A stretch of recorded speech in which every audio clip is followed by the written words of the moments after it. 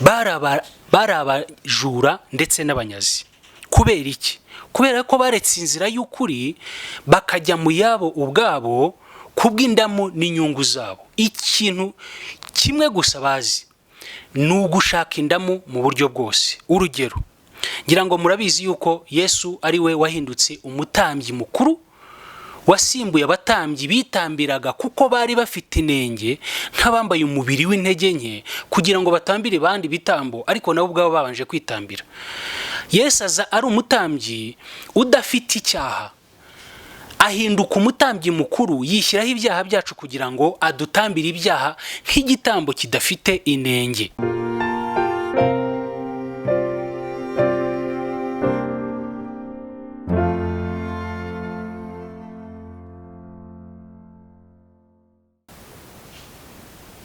Ibihe byiza nk'uko mpora mbikwifuriza muntu wese uvuga ikinyarwanda cyangwa se ushobora kumva ikinyarwanda ukurikira Urugendo TV cyangwa se wahisemo gukorana natwe uru rugendo rugana ahantu heza cyane. Ndagushimiye cyane, Imana ikomeze guha umugisha, kandi nawe utari waza mu rugendo iki nicyo gihe ni ugukora subscribe kugira ngo twifatanye muri uru rugendo rujya mu ijuru. Ngende isa mu Gakire, ndi kumwe na Gibson kuri kamera. Nk'uko mubizi rero Urugendo TV uko bwije nuko bukeye tuva mu bwiza tujya mu bundi, dutumira abantu bafite ibyo bagiye kubwira Abanyarwanda ariko nanone bibubaka, haba ubuhamya, inyigisho nziza za Kristo cyangwa se n'abantu bafite impano zigiye zitandukanye. Uyu munsi tugiye kuganira ku ijambo ry'Imana. Turaba turi kumwe na evangeliste cyangwa se umuvugabutumwa Rumanzi, mumaze kumumenyera ku Rugendo TV. Umunsi niwe tugiye kuganira, agiye kubagaburira, tuze kujya kurira ijambo agiye kwigishaho ndifitiye amatsiko cyane cyane cyane. Uramutse uricitswe n'ukuri wabohombye cyane, ndagusaba kurikurikira. Ikaze ku Rugendo TV. Ndabashuzire mu izina rya Yesu. Mwiriwe cyangwa se muraho. Nishimiye ko tugiye kwigana ijambo ry'Imana. Abantu benshi muri iki gihe bafite ibibazo byinshi ku byerekeranye n'ijambo ry'Imana mu buryo butandukanye. Buri muntu wese abitewe n'impamvu zitandukanye, nk'uko amatorero dusengeramo atandukanye. Ibyo rero byagiye bishyira urujijo muri zimwe mu nyigisho zikoreshwa n'abantu ndetse zigasomwa mu byanditswe byera. Noneho uburyo zigishwamo n'uburyo zisobanurwamo bikabera urujijo mu matwi y'abazumva. Rimwe na rimwe hakabaho kwitirira ijambo ry'Imana nk'aho hari ikindi kintu abantu bakoresheje mu buryo bw'inyungu zabo. Rero uyu munsi mu bibazo abakirisitu benshi ndetse hafi ya bose bahuriyeho, uko tugenda tubona ubutumwa bwiza buvugwa muri iki gihe cya none, ikibazo kimwe mu byo ngiye kugerageza kubafashaho kugira ngo musobanukirwe ni kimwe nicyo nahisemo. Rero ubwo biri mu byo kenshi bakunze kumbaza cyangwa se bansaba ko tugomba kuganiraho. Rero nanjye mu byo mujya musaba natoranyijemo iri jambo, nahaye umutwe uvuga ngo abungeri n'intama. Yesu yabwiye intumwa mu bice reka tubirebe wenda ari naho ntangirira, muri Matayo ibice 14 umurongo wa 16. Yesu yabwiye intumwa ze ko ari bo bagomba kugaburira abantu. Uyu munsi ntabwo ariko bimeze. Ndibwira ko mfatanyije namwe cyangwa se bamwe murabindusha, abantu baribaza kuri iki kintu. Kuki Yesu yabwiye intumwa ko ari bo bagomba kugaburira abantu? Hari icyitwa abungeri cyangwa se hakabaho n'icyitwa intama. Nagira ngo se nusobanura gutya kugira ngo buri wese muhe intangira nziza y'uburyo aza kumvamo ijambo mu buryo bumufasha. Abantu baribaza ngo kubera iki Yesu yabwiye intumwa ze ngo abe arizo zigaburira abantu? kandi tukongera tukabona muri iyi minsi ndetse no mu kindi gihe cy'ubutumwa bwiza bwavugwaga byagiye bihindura isura, aho abo twita abungeri bakabaye ari bo bagaburira intama, cyangwa se bakabaye ari bo bita ku ntama, cyangwa se bakabaye ari bo bafasha intama mu buryo bubiri, hari uburyo bw'umwuka ndetse no mu buryo bw'umubiri. Ariko uyu munsi tukabona byarahindutse, abitwa intama nibo bagaburira, cyangwa se nibo bita, nibo bafasha, nibo babeshejeho abungeri. Bishoboka bite rero? Nicyo nibaza mfatanyije namwe, ese intama niragira umushumba? Ese intama nizo ziragira abungeri? Nizo iyo hateye amapfa nibo bajya kugisha? Intama zigishisha abashumba bazo, cyangwa abashumba nibo bajya kugisha bashaka ubwatsi bw'intama? Rero ibi ni ibibazo ngira ngo dufatanye mbafashe kugira ngo musobanukirwe, ese ijambo ry'Imana rivuga iki ku bungeri ndetse n'intama. Tubonye icyanditswe rero muri Matayo hatubwira yuko Yesu yabwiye intumwa ko ari bo bagomba kugaburira abantu. Ariko uyu munsi abakristo nibo bagaburira, ni nabo bagomba kumenya ubuzima bw'umushumba. Ntago bikuweho yuko abera basangira ibyabo, ntimunyumve nabi, kuko ijambo ry'Imana ritwereka ko tugomba gusangira, ndetse no mu muco wa kimuntu, ubundi kiremwa muntu aho gitandukana n'izindi nyamaswa cyangwa se n'ibindi biremwa, nuko abantu ari bo biremwa bigaragaza ko ari bo bafite guhuza no kubana no kwegerana, kubabarana, gufashanya n'ibindi, aho tubona ibindi biremwa usanga bifite ukundi kuntu bitandukanye. Rero ubwo bumwe n'urukundo ruri mu kiremwa muntu ntago bibuza gusangira no gufasha ndetse no gutekerereza undi. Ariko atansiyo, mu bijyanye n'ijambo ry'Imana aho ho bigeraho bigahinduka, cyangwa se bigahindura inyigisho n'inyito, nuko umushumba cyangwa se umwungeri ari ukwiye kwita ku ntama, akamenya intama, akazigaburira, akazitaho mu buryo bw'umubiri ndetse n'ubw'umwuka. Ikindi, yakabaye ari nawe muntu w'icyitegererezo muri byose, ndetse cy'urugero rwiza mu by'umwuka ndetse no mu by'umubiri. Ariko tujya kubona tukabona kenshi nibo dusanze mu buryo busayishije mu bintu ibibatesha agaciro. Biravuga ngo dukwiye kwisha agaciro nk'abakozi b'Imana bagabura ibyayo, kandi twagaruka ku bungeri tugasanga ijambo ry'Imana ribihanangiriza cyane ko bakwiriye gukora umurimo, uwo murimo wo gushumba intama cyangwa se abo Imana yabaragije, ngo nk'abazababazwa.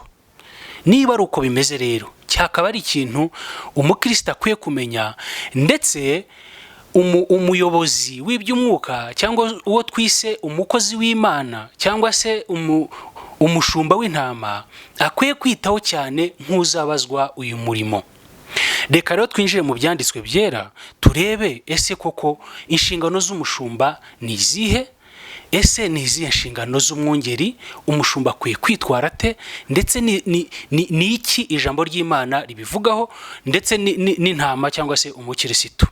Kugira ngo bikoreho urujijo rero, bakristo bene data, nshuti z'Imana, mukwiye kumenya, ndetse bikabije no muri minsi imperuka, yuko ijambo ry'Imana nk'ubutumwa bwiza rigenda rihinduka, ndetse risa naho imbaraga zibiri inyuma arizo Bibiliya yita umwuka w'umugome wa bwa buhenzi, wa mubi tubona ijambo ry'Imana ritubwira, arushaho kubyifashisha kugira ngo arwanye kumenya Imana mu bantu. Rero nizo mbaraga duhanganye nazo, abo nibo bakozi duhanganye nabo, iyo niyo myuka tutarara tureba, dusenga, turwanya, kugira ngo Imana ikomeze ibigishe ndetse ibe hafi y'umutima buri muntu wese, kugira ngo akanguke amenye ubutumwa bwiza. Yesu abaho umugisha. Reka twinjire mu byanditswe byera turebe iki ijambo ry'Imana ribivugaho. Ese koko umushumba cyangwa se intama ninde ukwiye kumenya undi akamwitaho nk'uzamubazwa? Ese ninde ukwiriye kugaburira undi? Ninde ukwiriye kubungabunga ubuzima bw'undi? Inshingano z'intama ni izihe? Inshingano z'umushumba ni izihe, cyangwa se umwungeri? Reka turebe ibyanditswe byera icyo bivuga, hanyuma niturangiza ndasaba umuntu wese yuko aza kwitekerezaho afatanyije nanjye. Mbere y'ibyo byose tuzabona igisubizo, kandi tuzabona inzira y'ukuri umuntu akwiye kunyuramo, ndetse umuntu wese azava mu rujijo afunguke. Ya rido cyangwa se ya nyegamo yakingizaga ahera ikabuza abantu kwegera ahera cyangwa aho Imana iri, iryo rido riveho. Biravuga ngo uko dusoma ibya Mose cyangwa iby'isezerano rya kera, ya nyegamo iraza igakingiza ku bwenge bwacu, bigatuma tutabasha kumenya Kristo uwo ari we. Reka dusenge Imana. Nyakubahwa Mana yacu, Data wa twese, se w'umwami wacu Yesu Kristo, turagushimiye kubw'iri jambo tugiye kumva. Ndabizi neza ko abateze amatwi ndetse bakurikiye iki kiganiro bafite amatsiko menshi yo kumenya neza iby'abungeri ndetse n'intama.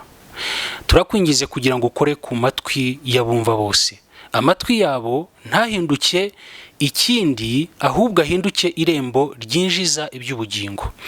Hanyuma abantu nibamara kumva batekereze neza bitonze, kugira ngo batagwa mu moshya ndetse badashukwa, maze kukumenya kurushaho kugenda kwaguka, kumere nk'izuba rya mu gitondo rigera mu gasusuruko rikageza ku manywa, hanyuma rikageza ku mucyo w'itangaza, aho abantu bava mu rujijo ndetse n'umwijima w'inyigisho z'ibinyoma zituma abantu bawe bahuma bakarindagirira mu buyobe. Icyubahiro ni icyawe rero, turagushimiye kuri kumwe natwe, mu izina rya Yesu, amina. Imana ibahe umugisha. Reka duhere ku cyanditswe kiri muri Yeremiya, ibice 30. Ngiye kubaha ibyanditswe mwandika, hanyuma ndaza gusoma nyuma. Turasoma Yeremiya ibice 32 umurongo wa 4. Yeremiya ibice 32 umurongo wa 4. Turongera dusome Yesaya ibice 9 umurongo wa 15. Yesaya ibice 9 umurongo wa 15. Turongera dusome icyanditswe kiri muri Ezekiyeli 34 umurongo wa 3 kugeza ku wa 16. Ezekiyeli ibice 34 nanone umurongo wa 3 tugeze ku wa 16. Ndizera ko mubyandika. Yesaya ibice 56 umurongo wa 10 ndetse n'uwa 11. Yesaya ibice 56 umurongo wa 10 kugeza ku wa 11. Ibyo byanditswe nibyo tugiye gusoma twihuse, kandi ndabasaba kugira ngo muzongere mu bisome. Turasoreza rero ku cyanditswe kiri muri Yohana ibice 10 umurongo waho wa 11 kugeza ku wa 12. Reka dusome. Reka duhere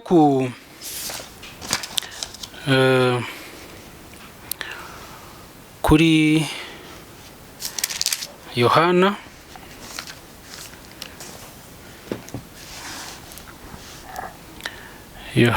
ibice byaho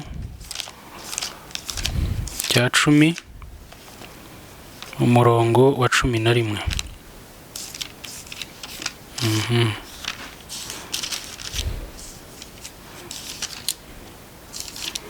Reka dusome mu izina rya Yesu. Ijambo ry'Imana riravuga ngo, umutwe w'amagambo haranditse ngo umwungeri mwiza. Yesu umurongo wa 10 umurongo wa 7 aravuga ngo, Yesu arongera arababwira ati, nukuri ndababwira yuko ari jye irembo ry'intama. Abambanjirije bose bari abajura ndetse n'abanyazi, arabasubiza ati abambanjirije bose bari abajura n'abanyazi. Kubera iki Yesu avuze ngo abamubanjirije bose bari abajura ndetse n'abanyazi? Abo ni bande bamubanjirije? Nibyo tugiye kureba, kandi nta n'umwe wari urimo w'ukuri. Ese ni iki gituma bose bakondana nk'aho hari ibyo batatunganyije? Abo nibo tugiye kureba abo ari bo. Kubera iki avuga ngo bamubanjirije bose bari abajura ndetse n'abanyazi? Nibyo tugiye gusoma nsoza iki cyanditswe. Nuko ni irembo ry'intama, umuntu ninjira muri gihe azakizwa. Abambanjirije bose bari abajura n'abanyazi, ariko intama ntizabumvise. Ariko ni irembo ry'intama, uwinjira muri gihe, umuntu wese winjira muri gihe azakizwa. Aba rero turimo kubona Yesu avuga yuko abantu bamubanjirije bari abajura ndetse n'abanyazi. Reka turebe, ese abo bantu bamubanjirije bari abajura n'abanyazi ni bande? Tugiye gusoma icyanditswe turebe abo ari bo, kuko uyu munsi nababwiye ko twiga ijambo rivuga ngo abungeri n'intama, cyangwa se abashumba n'intama.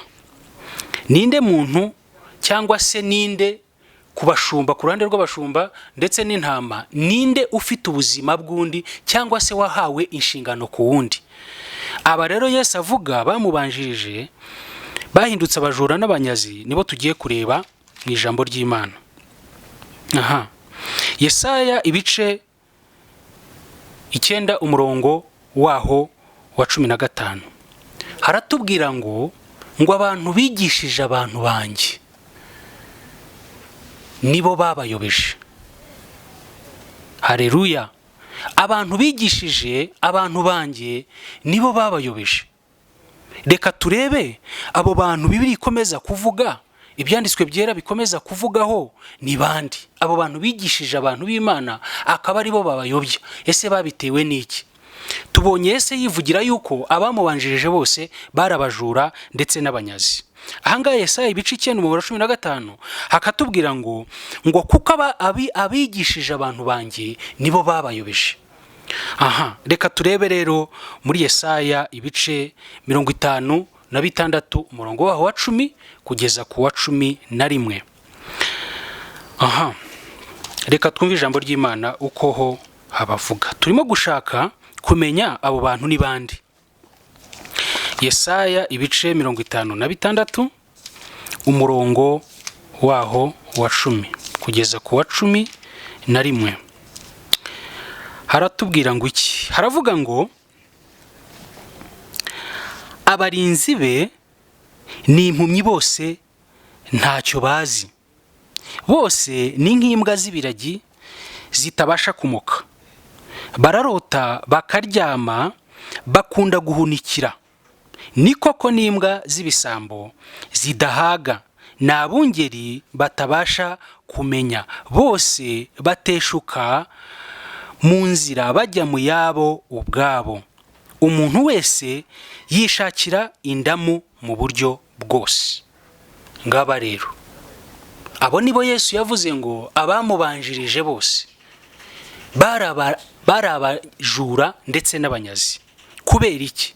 Kubera ko baretse inzira y'ukuri bakajya mu yabo ubwabo kubw'indamu n'inyungu zabo. Ikintu kimwe gusa bazi ni ugushaka indamu mu buryo bwose. Urugero, ngira ngo murabizi yuko Yesu ari we wahindutse umutambyi mukuru, wasimbuye abatambyi bitambiraga kuko bari bafite inenge nk'abambaye umubiri w'intege nke kugira ngo batambire bandi bitambo, ariko nabo ubwabo babanje kwitambira.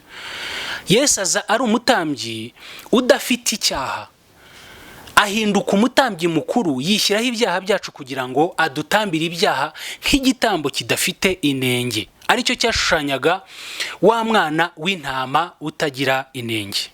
Abo rero bitwa abatambyi muri icyo gihe bagezeho bateshuka inzira y'ukuri, bajya muyo ibyanditswe byera byavuze ko ari mu inyungu zabo gusa. Ndetse biravuga ngo ikintu kimwe gusa basigaranye ni ugushakisha indamu mu buryo bwose. Bitwaje iki? Bitwaje ijambo ry'Imana. Iri jambo ry'Imana rero ririmo kugaburira abantu benshi muri iki gihe. Ririmo kwitwazwa nk'ikintu gishobora kuba igikoresho gishobora gufasha abo bantu, kuko bifashisha igihe cya Mose ndetse n'igihe cy'imihango, abantu bakabasha kubibyaza inyungu n'indamu zabo. Ariko se ijambo ry'Imana riravuga ngo iki? Tubonye ko abangaba babaye abantu bateshutse inzira y'ukuri, bahinduka ibisambo. Bibiliya yabise ibisambo. Ni abashaka inyungu, ni abishakira indamu. Noneho iryo rari ryatumye bahunikira, bahuma amaso, bahinduka ingaruzwe muheto z'umubi. Noneho izo mbaraga zibayoboye rero nizo zibayoboreramo kugira ngo abantu b'Imana babashe guteshuka ntibamenye Kristo. Ese aba bantu koko ijambo ry'Imana rirakomeza ribavugaho iki? Rero twasanze Bibiliya ivuga ngo ni bose, ntabwo twabonyemo bamwe. Impamvu ari bose nuko Kristo yasanze nta numwe wagombaga, ndetse n'imihango yakoreshwaga muri kiriya gihe cy'isezerano rya kera bitigeze bigira icyo bimarira umutima w'abaturaga ndetse n'abatambaga ibyo bitambo, ngo bitari bigifite icyo bimarira umutima w'ababitura, ndetse ngo ntago byigeraga bitunganya umwana w'umuntu. Yesu ashimwe. Niyo mpamvu rero ijambo ry'Imana ribahugurira kugira ngo mwite ku ijambo ry'Imana ry'ubutumwa bwiza ry'isezerano rishya, ari ryo Kristo. Haleluya. Imana yacu ishimwe. Ibi rero twasanze abo bungeri banengwa. Niba umwungeri ndetse n'umushumba waragiraga izo ntama, cyangwa se uwo muhanuzi, cyangwa se abo barinzi, cyangwa se abo batambyi, icyo gihe cyabo ko tubone ijambo ry'Imana ribanenga rivuga ibyabo, ese uyu munsi ijambo ry'Imana ratubwira iki uyu munsi wa none? Reka bari byo tureba rero, twinjira mu musozo ariko twibaza, ese ijambo ry'Imana riravuga iki kuri ibyo? Twasomye mu byanditswe byera Ezekiyeli ibice byayo bya 34 umurongo wa 3 turageza ku wa 16, ariko turasomaho bike kugira ngo ibindi muzabyisomere. 34 Ezekiyeli haratubwira ngo iki? Umurongo waho nanone uravuga kuri ba bungeri. Twabonyemo abashumba cyangwa se abungeri, tubonamo abahanuzi, ndetse tubonamo n'abarinzi cyangwa se abambanjirije. Muri rusange Yesu yavuze ngo abambanjirije bose bari abajura ndetse n'abanyazi. Twasanze impamvu bahindutse abajura n'abanyazi nuko bahindukiye bareka inzira y'ukuri, barateshuka bajya mu yabo bwabo. Bibiliya yavuze ngo icyo bahugukiye gusa bataretse, bahugukiye cyane, bashyizeho umutima, ngo ni ugushakisha indamu mu buryo bwose. Umutwe w'amagambo uravuga ngo abungeri b'Abisiraheli bahanwa. Umurongo wa 3. Ariko mwebwe murya ibinure, mukiyambika ubwoya. Ariko mwebwe murya ibinure, mukiyambika ubwoya, mubaga izibyibushye, ariko ntabwo muragira intama. Ariko mwebwe murya ibinure, mukiyambika ubwoya, mubaga izibyibushye, ariko ntabwo muziragira. Ibi ni ibirego byose bishyirwa hejuru y'abamubanjirije. Icyo bari bazi nuko gutoranya izibyibushye, aho kugira ngo zitabweho cyangwa ziragirwe, bakazirya, batoranyije izibyibushye n'izisa neza. Hanyuma umurongo wa 4 ukavuga ngo izacitse intege ntimwazisindagije, kandi ntabwo mwavuye izari zirwaye, n'izavunitse ntimwazunze. Abo ni abungeri. Izatatanye ntimwazigaruye. Ibi ni ibirego. Kandi ntimwashatse izari zazimiye, ahubwo mwazitegekesheje igitugu n'umwaga. Abo ni abungeri. Nuko ziratana kuko ari nta mwungeri ziba ziba ibiryo by'inyamaswa zo mu gasozi, kuko zatatanyijwe. Umurongo wa 6 wenda akaba ariho dusoreza. Intama zanjye zararorongotanye mu misozi yose no mu mpinga y'umusozi miremire. Ni ukuri intama zanjye zaratatanyijwe isi yose, kandi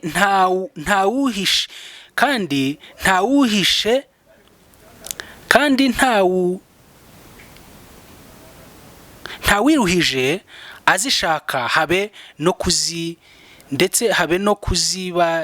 kuzibaririza.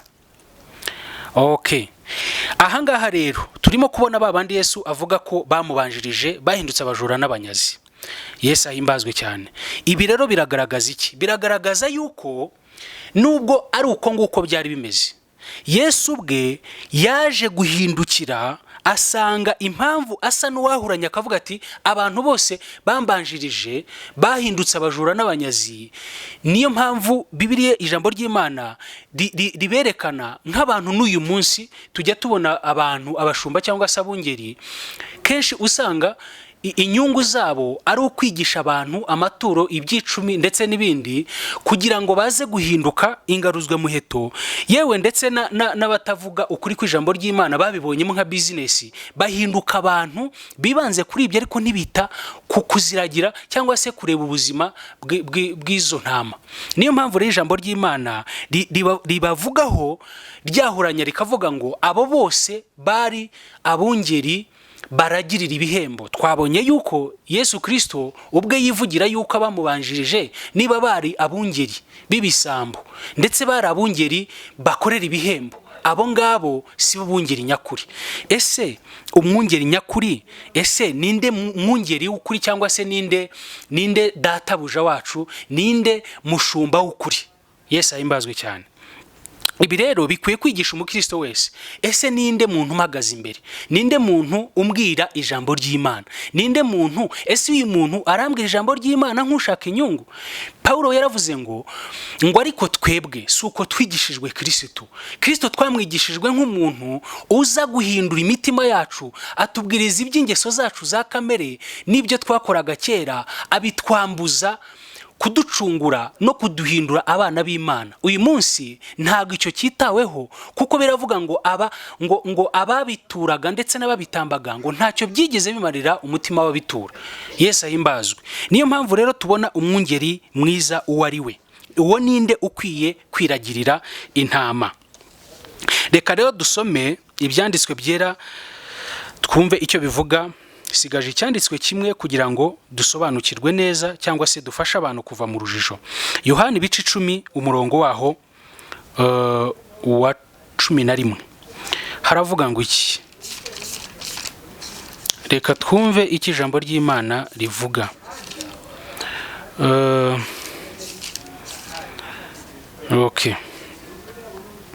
Ngira ngo twabonye muri Yesaya uburyo ijambo ry'Imana rivuga ku bungeri ko bahindutse abantu bishakira indamu mu buryo bwose, bateshuka inzira y'ukuri, bajya mu yabo ubwabo. Icyo baza ari ukwishakira inyungu mu buryo bwose. Mutambe Isaka wanyu, kandi Isaka tubona yuko yageranwaga, Imana igerageza Aburahamu umukozi wayo kugira ngo irebe umutima we, ariko ntabwo higeze habaho igitambo cy'umuntu keretse ibyatambirwaga ibigirwamana, ariko Imana iza kumuha igitambo ariyo ya ntama, hanyuma intama ikaza ishushanya Kristo. Uyu munsi rero turimo kureba mu kuri intama ndetse n'abungeri, ninde ukwiriye kwita ku buzima bw'undi, ninde ufite inshingano undi. Ese koko umukirisitu akwiye gutunga umupasiteri, cyangwa se intama ikwiye kwita ku mwungeri, cyangwa umwungeri ni ukwiye kwita ku ntama? Soza ijambo ry'Imana riravuga muri Yohana ibice byayo 10 umurongo wa 11. Reka wenda duhere ku murongo wa 11, cyangwa se kugira ngo tuze kubibona neza reka duhere ku murongo wa mbere. Umwungeri mwiza, nukuri ndababwira yuko uwinjira mu irembo ry'intama atanyuze mu irembo ahubwo akuririra ahandi, uwo aba ari umujura ndetse n'umunyazi. Aho birahura n'ibyo twasanze muri Yesaya ibice 50 ndetse no muri Ezekiyeli 56 ndetse na Ezekiyeli ibice 34. Byaje kugaragara yuko aba bateshutse inzira bahinduka abajura n'abanyazi. Ibi nibyo rero muri Yohana Yesu yongera akavuga ngo abo kuko buririye ahandi bataciye mu irembo bahindutse abajura n'abanyazi. Umurongo wa 3, umurinzi w'irembo aramukingurira, kandi intama zumva ijwi rye ahamagara intama ze mu mazina ye.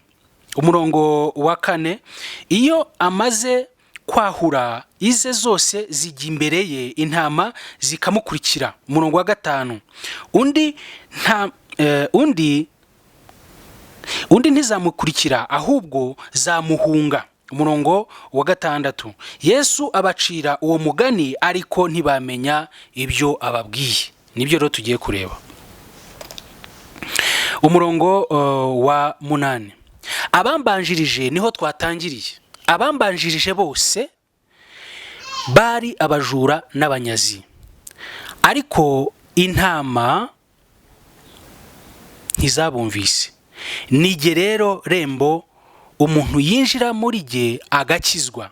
Umurongo wa 10, umujura ntazanwa n'ikindi keretse kwiba no kwica no kurimbura, ariko njyeweho nazanywe no kugira ngo zibone ubugingo ndetse bwinshi. Umurongo wa 11, nige mwungeri mwiza, umwungeri mwiza upfira intama ze, ariko uragirira ibihembo ntabwo ari umwungeri nyakuri. Haleluya, Yesu ashimwe cyane. Ibi rero tubonye uburyo Yesu twatangiye avuga ngo abantu bambanjirije bose bari abajura n'abanyazi. Tubonye ijambo ry'Imana muri Ezekiyeli 34 hatubwira uburyo baretse ukuri kw'Imana bigira mu nyungu zabo ubwabo, bateshuka inzira y'ukuri. Ndashaka kubabaza bakristo bene data, mumbwire, ese uyu muntu ukurikiye indamu ndetse n'inyungu ze nk'umuntu bishakamo, nk'umuntu ubonye mu Mana ariho wa murongo wihuse umufasha kugeza ku bukire cyangwa se ubukungu, uyu muntu azakwigisha Kristo wuhe? Paulo yaravuze ngo abo nta kindi bazabigisha ikindi. Hari icyitwa ubutumwa bwiza, ariko uwowe azaza yigisha ikindi. Icyo kindi ni igiki? Haleluya, Yesu ashimwe. Ibi rero abakristo bakwiye gukanguka bakamenya ibi. Mu kuri ntabwo Imana yacu ari Imana y'injiji cyangwa umuswa. Mu gihe yatoranyije abahanuzi mu gihe cya mbere cy'abasogokuruza kubashyiriraho kuba ababarizwaho amategeko ndetse bakabera abantu umurongo ubahuza n'Imana. Niyo mpamvu biri twereka yuko Kristo amaze kuza yahinyuje ibyo, kuko ntacyo bigeze bamarira icyo gihe bari barimo, bitwara nabi. Bakimara kwinjira mu nyungu zabo bahinduka abayobejwe n'irari ry'imitima yabo. Abo rero nibo ijambo ry'Imana navuga ngo ryibasiye muri iki gihe, kuko nibo beze, nibo buzuye, urahindukira ugasanga nta wundi. Rero ndabasaba kugira ngo nshuti z'Imana, mwebwe bashaka gukanguka mu kumva ubutumwa bwiza, mumenye iki kintu. Yesu niwe mwungeri w'intama. Tubonye bene abo ntashobora no kuba yakurikirana ubuzima bw'umuntu. Icyo bazi twabonye ko ari ugukurikira inyungu n'indamu mu buryo bwose bakoresheje ubuhenzi bwabo. Yesu ahimbazwe. Rero muri iyi minsi dukwiye kuba abakristo bakangutse, tugahugukira gusoma ijambo ry'Imana, tukarekera kuba abakristo bo ku cyumweru, kandi ukerana n'Imana yawe ukayisaba yuko ariyo ikuyobora mu nzira zose. Gusa nagira ngo mbabwire yuko kugeza uyu mwanya Kristo niwe mwungeri w'ukuri nk'uko ijambo ry'Imana ryatweretse. Ndabasaba kugira ngo muhindukirire umwungeri w'ukuri. Yesu yaravuze ngo akimara kubacira uwo mugani ntibigeze bamenya icyo avuze icyo ari cyo. Ariko nyamara uyu munsi turimo kubona bene abo bahanuzi, turimo kubona bene abo bapasiteri, turimo kubona. Ese ubundi utekereza ute niba ijambo ry'Imana ritubwira ngo dutange icyacumi, cyangwa se dutange amaturo, cyangwa se dukore n'ibindi mu rusengero nk'uko inshingano ijambo ry'Imana rivuga? Ese mwibwira yuko nutanga amaturo menshi cyangwa se nutanga icyicumi gitubutse nibwo Imana izakumvira? Twabonye ijambo ry'Imana birivuga mu Baheburayo ritubwira yuko ibyo ntacyo byigeze bimarira umutima w'abitura n'ababitamba. Yesu niwe mutambyi mukuru, Yesu niwe gitambo kizima, niwe mwana w'intama utagira inenge, Yesu niwe turo rizima. Ibindi rero ni ibinyoma. Gusa ntibikuye yuko dukwiye kudatanga amaturo ndetse n'icyacumi. Kubera iki? Kubera yuko icyacumi nubwo atari itegeko, cyangwa se ugitanze akwiriye kugitanga abitewe n'impamvu. Ese ugitanga ute? Ugitanga ugamije iki? Nagira ngo nkureho iki ngiki. Impamvu ukwiye gutanga amaturo, ukwiye kwicara ahantu hasakaye. Impamvu ukwiye gutanga amaturo, ukwiriye kubikorera kugira ngo mugire amateraniro afite aho abarizwa, mwubake, mukore ibikorwa byose bijyanye n'icyo. Ariko ntubikore uvuga ngo iki kizancungura, iki kizankiza ku munsi nacumuyeho. Oya, ntacyo byamariye umutima w'ababituraga n'ababitamba. Icyicumi ntabwo ukwiye kugitanga kugira ngo ubone umugisha, ahubwo nta mugisha wundi tubona utari wo muri Kristo Yesu. Niko Abefeso bavuga. Kristo niwe mugisha, niwe tuboneramo byose ibyo twifuza byose. Ibindi nibifite icyo bimarira umubiri ndetse n'inyuma ku mwana w'umuntu. Yesu ahimbazwe cyane. Rero muri make nsoza nagira ngo mbabwire iki.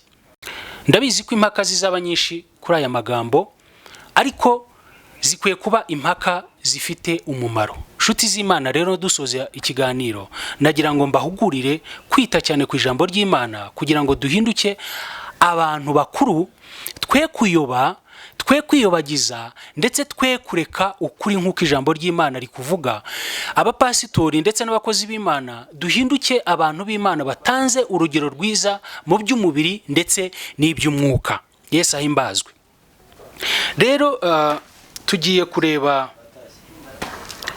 reka mbafashe kugira ngo dusome iki cyanditswe aba ari cyo dusorezaho. Ndumva nacyo dukwiriye kugikora.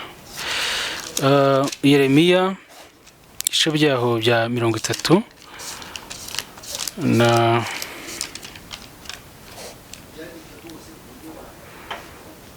32 umurongo wa 4. Okay. Umurongo wa 4 haravuga rero ngo